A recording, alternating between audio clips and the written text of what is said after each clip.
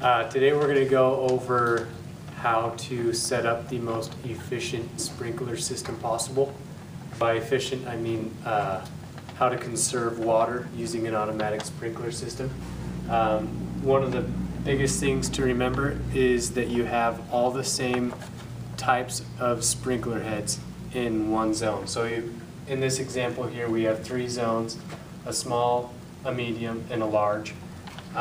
What you'll want to remember is that you have the same. If you're using a drip irrigation here, you want to only use drip irrigation.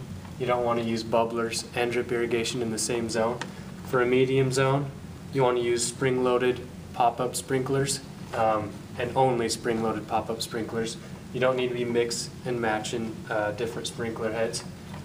What they recommend is for smaller areas, you want to use either drip irrigation or mushroom bubblers.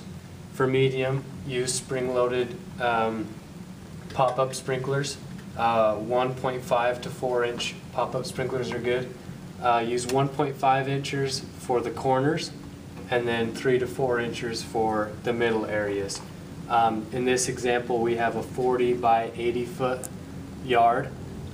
They recommend that you have the 1.5 inches on the front and the front right and left corners, and then in the back middle you have a 3 to 4 inch pop-up sprinkler. And then for larger areas you want to use gear drive pop-up sprinkler heads or impact sprinkler heads, and you can put those on tripod stands. They also come on spikes. Either one of those are fine, but make sure you're either using a gear drive or impact, not mix and match. Some other water saving tips.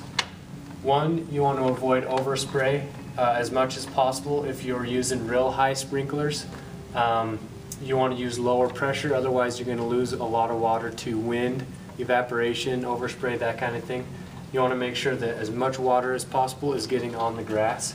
One thing you can do is use drip irrigation in smaller areas. If you have sprinklers watering a small garden, it's probably more efficient to go with a drip irrigation because you're going to lose a lot less water to overspray.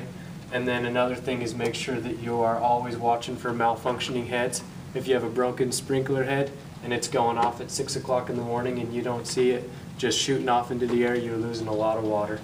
Number 2, avoid runoff.